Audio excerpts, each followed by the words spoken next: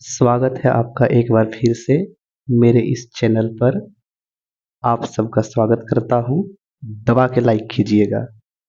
और आज का जो टॉपिक है वो अर्थशास्त्र एनसीईआरटी के पालमपुर गांव की कहानी के मोस्ट इम्पोर्टेंट 50 बहुविकल्पी प्रश्नों के साथ इस सेशन को मैं प्रस्तुत करने जा रहा हूँ। लाइक दबा के कीजिएगा, लाइक में कमी ना होनी चाहिए। चलिए सेशन का शुरुआत करते हैं। इस सेशन का मुख्य उद्देश्य ये है कि कम सवाल में बिल्कुल सटीक जानकारी आपको उपलब्ध करा देना है। थैंक्स। शुरुआत करते हैं पहले क्वेश्चन की ओर से। पहला क्वेश्चन, उत्पादन की पहली आवश्यकता क्या है? श्रम, भूमि, भौतिक पूंजी, मानव पूंजी। और इसका सही उत्तर उत्पादन। कुछ भी काम करने के लिए हमें जमीन यानी भूमि की आवश्यकता होती है। अगले सवाल, अस्थाई पूंजी और कार्यशील पूंजी किनके स्रोत है? भौतिक पूंजी, मानव पूंजी, दोनों, इनमें से कोई नहीं। इसका उत्तर होगा अस्थाई पूंजी के लिए भौतिक पूंजी होना आवश्यक है।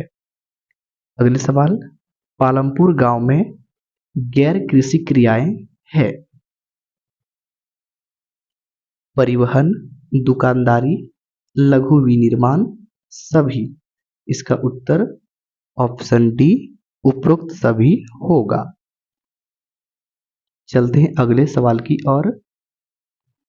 भूमि मापने की मानक इकाई क्या है? मीटर, नाली, मुट्ठी, हेक्टेयर। हम लोग मीटर से भूमि नाप सकते लेकिन ये उचित नहीं है। नाली से नहीं नाप सकते, मुट्ठी से जमीन बिल्कुल नहीं माप सकते। जमीन मापने की मानक इकाई हेक्टेयर होती है। अगला सवाल, भूमि क्या है? प्राकृतिक संसाधन, मानवीय संसाधन, औद्योगिक संसाधन, पूंजीगत संसाधन। भूमि एक प्रकार के प्राकृतिक संसाधन है।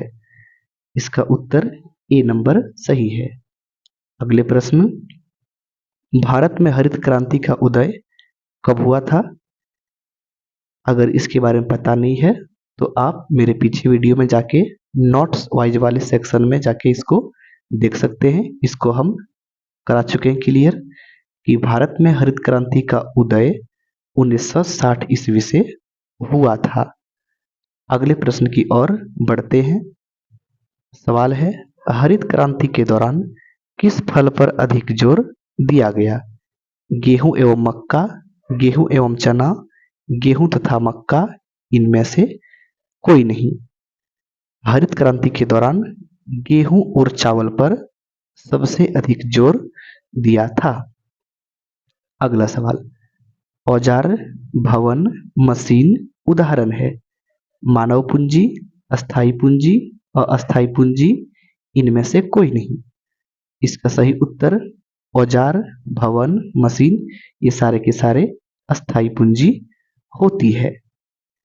अगला सवाल, पालमपुर गांव में मुख्य क्रिया क्या है? डेयरी, विनिर्माण, खेती, परिवहन। पालमपुर गांव के मुख्य क्रिया की बात किया जाए तो वो है खेती, जिसमें लगभग 75% खेती से अपना जीवन यापन संभव करते हैं। अगले प्रश्नों की ओर बढ़ते हैं। पालमपुर गांव में विभिन्न जातियों के कितने परिवार रहते हैं? 250, 450, 100, 400। इसका सही उत्तर ऑप्शन बी 450 होगा। सेशन को दबा के लाइक कीजिए। अगले प्रश्नों की ओर बढ़ते हैं।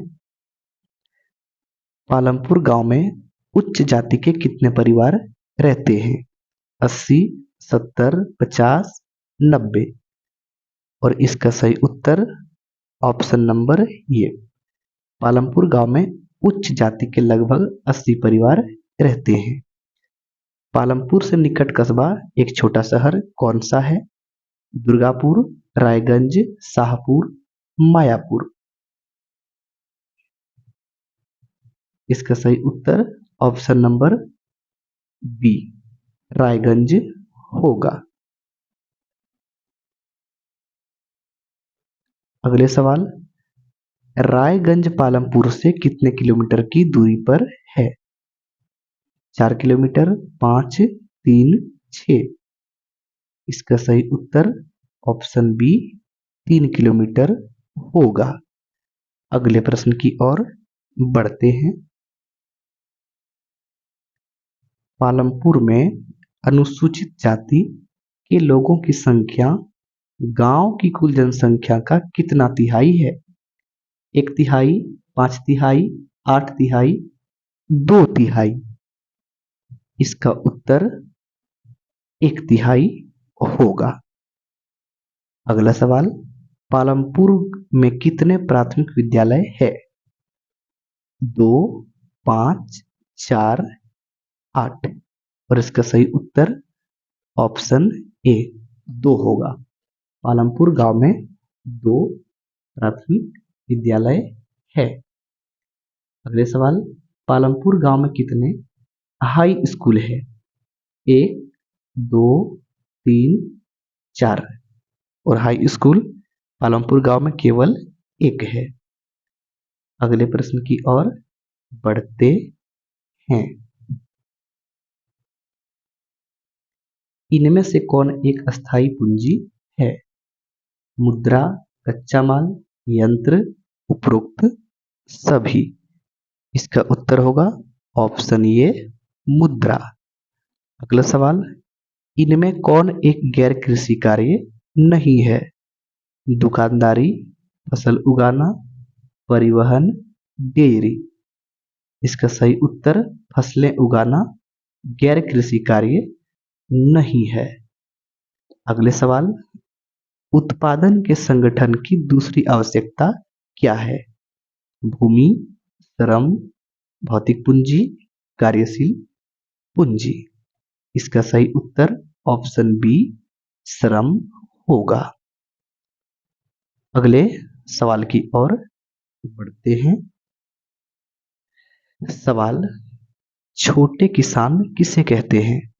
जो खेत में रहते हैं, जो अपने परिवार के साथ रहते हैं, जो अपने परिवार के साथ अपने खेतों में स्वयं काम करते हैं, या इनमें से कोई नहीं। छोटे किसान जो किसान परिवार के साथ अपने खेतों में स्वयं खुद काम करते हैं। अगला सवाल, पालमपुर का मुख्य व्यवसाय क्या है? खेती करना, मुद्रा जमा करना, कृषि, फसल उगाना। तो पालमपुर गांव का मुख्य व्यवसाय कृषि। अगले सवाल की ओर बढ़ते हैं। अगला सवाल, उत्पादन का उद्देश्य क्या है? वस्तु उपलब्ध कराना, सेवाएं उपलब्ध कराना, ऐसी वस्तुएं और सेवाएं उत्पादित करना जिनकी आवश्यकता है, या उपरोक्त सभी। उत्पादन का उद्देश्य ये होता कि ऐसी वस्तुएं और सेवाएं उत्पादित करना जिनकी आवश्यकता है। अगले प्रश्न की ओर बढ़ते हैं। पालमपुर में कितना प्रतिशत लोग कृषि का काम करते हैं? 75, 80, 40, 100। पिछले वीडियो में बता चुके हैं कि पालमपुर गांव में लगभग 75% लोग कृषि पर आश्रित है। अगले सवाल, पालमपुर गांव में बरसात के मौसम में लोग क्या उगाते हैं? गेहूं एवं चना, मक्का, ज्वार और बाजरा, गेहूं और चावल। इसका सही उत्तर ऑप्शन सी, ज्वार और बाजरा होगा। अगले प्रश्न की ओर बढ़ते हैं। आधुनिक कृषि विधि में कौन सी बीज का इस्तेमाल किया जाता है? HYS बीज, HYV बीज, दोनों, कोई नहीं। इसका सही उत्तर ऑप्शन बी, HYV बीजों का। अगले सवाल, एक साल में किसी भूमि पर एक से ज्यादा फसल उगाने की विधि को कहते हैं? बहुविधि फसल प्रणाली, अंतरराष्ट्रीय फसल प्रणाली, एकल फसल प्रणाली, उपरोक्त में से सभी। इसका उत्तर होगा बहुविधि फसल प्रणाली, जो एक साल में किसी भूमि पर एक से ज्यादा फसल उगाती है। अगले सवाल की ओर बढ़ते हैं। पालमपुर गांव में कौन सी फसल उगाई जाती है? रबी, खरीफ, दोनों, इनमें से कोई नहीं। इसका सही उत्तर ऑप्शन नंबर सी, पालमपुर गांव में रबी और खरीफ फसल दोनों उपजाए जाते हैं। अगले सवाल, कृषि के आधुनिक तरीके का सबसे पहले प्रयोग भारत के किन दो राज्यों में किया गया? पंजाब बिहार, पंजाब हरियाणा, असम, कोलकाता। दो राज्यों की बात है। ऑप्शन नंबर बी, पंजाब और हरियाणा करेक्ट उत्तर होगा।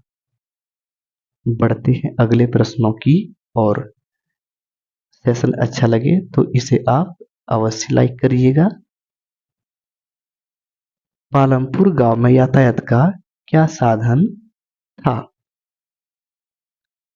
ट्रक, बैलगाड़ी, भैंस बग्गी, सभी। इसका उत्तर ऑप्शन नंबर डी, सभी होगा।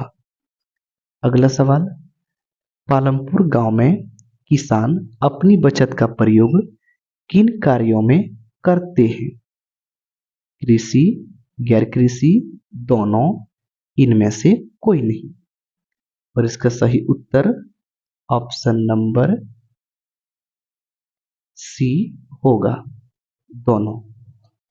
अगले सवाल, खरीफ फसल किस मौसम में होता है? गर्मी ऋतु, वर्षा ऋतु, सर्दी ऋतु, बसंत ऋतु। खरीफ फसल की बात है तो ये बेसिकली वर्षा ऋतु में होती है। चलिए अगले सवाल की ओर बढ़ते हैं। उत्पादन की कितनी इकाइयां होती है? 2, 4, 5, 10। बताइए। सही उत्तर उत्पादन की 5 इकाई होती है। अगले सवाल, रबी फसल की अवधि क्या है? जून से अक्टूबर, नवंबर से अप्रैल, अप्रैल से अगस्त, इनमें से कोई नहीं। रबी फसल की बात है तो नवंबर से अप्रैल तक होगा। बढ़ते हैं अगले सवालों की और। छोटे कृषकों के लिए ऋण का मुख्य स्रोत क्या है? जमींदार एवं बैंक, जमींदार व उनकी अपनी बचतें, धनिक कृषक व बैंक, धनिक कृषक व जमींदार, जमींदार यानी गारंटीदार। तो इसका सही उत्तर ऑप्शन नंबर बी, जमींदार व उनकी अपनी बचतें। अगले सवाल, कृषि, पशुपालन, वृक्षारोपण, मछली पालन, खनन इत्यादि क्रियाएं कहलाती है? चतुर्थ क्रियाएं, तृतीयक, द्वितीयक, प्राथमिक। सही उत्तर कृषि की बात है, पशुपालन है, मछली पालन, खनन, इन सारे के सारे क्रियाएं प्राथमिक क्रियाओं के अंदर आते हैं। अगले प्रश्नों की ओर मैं बढ़ता हूं। पालमपुर गांव में कितने परिवार भूमिहीन है, यानी जिसके पास भूमि ना हो? 60, 75, 150, इनमें से कोई नहीं। पालमपुर गांव में लगभग 150 परिवार भूमिहीन है। अगला सवाल, मानव पूंजी का दूसरा नाम क्या है? भौतिक पूंजी, कार्यशील पूंजी, उद्यम, कोई नहीं। इसका सही उत्तर ऑप्शन सी उद्गम होगा। गेहूं, जौ, चना किस प्रकार की फसलें हैं? रबी, खरीफ, दोनों, कोई नहीं। गेहूं, चना रबी फसल होती है। अगले सवाल की ओर बढ़ते हैं। कच्चा माल कहलाता है मानव पूंजी, अस्थाई पूंजी, कार्यशील पूंजी, इनमें से कोई नहीं। कच्चा माल एक कार्यशील पूंजी होती है। अगले सवाल, HYV का क्या तात्पर्य है? अधिक उत्पादन करने वाले बीज, निम्न उत्पादन करने वाले बीज, अधिक उत्पादन करने वाले खेत, निम्न उत्पादन करने वाले खेत। इनको हम पिछली वीडियो में पढ़ चुके हैं कि HYV का तात्पर्य अधिक उत्पादन करने वाले बीज। अगले सवाल की ओर बढ़ते हैं। मदर डेयरी कहाँ की एक महत्वपूर्ण सहकारी संस्था है? गुजरात, पंजाब, हरियाणा, दिल्ली। मदर डेयरी की बात है तो यह एक दिल्ली की सहकारी संस्था है। अगला प्रश्न, पालमपुर गांव में श्रम की व्यवस्था कहाँ से होती है?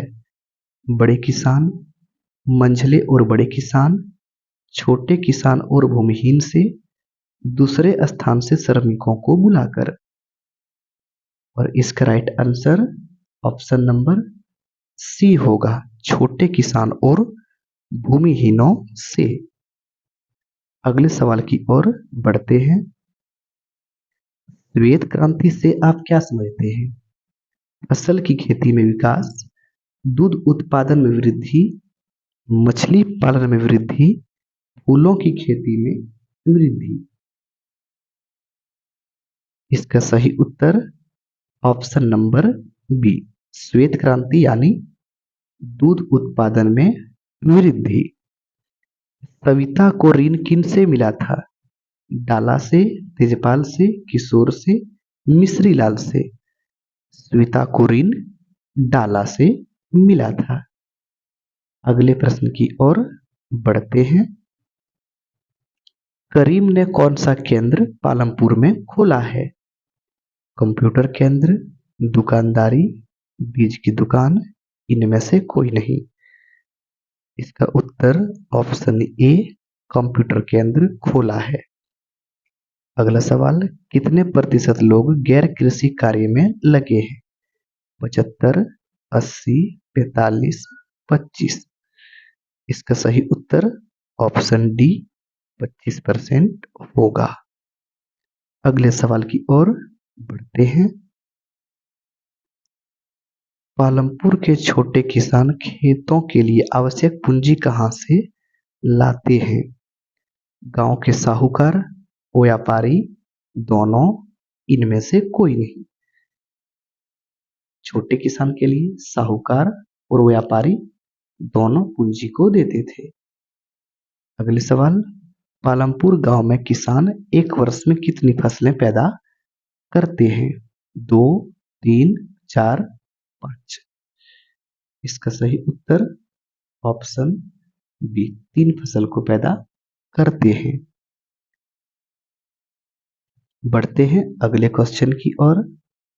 अगला क्वेश्चन, पालमपुर गांव में इनमें से क्या नहीं था? विद्यालय, स्वास्थ्य केंद्र, रेलवे स्टेशन, औषधालय। औषधालय था, स्वास्थ्य केंद्र भी था, प्राथमिक विद्यालय भी था, रेलवे स्टेशन वहां पे नहीं था, इसलिए इसका उत्तर ऑप्शन सी हो जाएगा। अगले प्रश्न की ओर बढ़ते हैं। इस सेशन का अंतिम क्वेश्चन है। अंत में आप बताइएगा कि आपने इस सेशन से कितने क्वेश्चन को सही किए, ये आप कमेंट्स में अवश्य बताइएगा। और वीडियो अच्छा लगे तो चैनल को सब्सक्राइब जरूर करें और बेल आइकन को प्रेस करें। 3-4 बार प्रेस करें, 3-4 बार प्रेस कीजिए, तब वीडियो आएगा आगे वाला। चलिए अंतिम क्वेश्चन, आधुनिक कृषि विधि क्या है? एक वर्ष में एक से अधिक फसल उगाना, एचआईवी बीज, उर्वरक, कीटनाशक आदि के प्रयोग से अधिक उपज प्राप्त करना, 6 माह में 3 फसल उगाना, इनमें से कोई नहीं। तो इसका उत्तर होगा एचआईवी बीज, उर्वरक, कीटनाशक आदि के प्रयोग से अधिक उपज प्राप्त करना।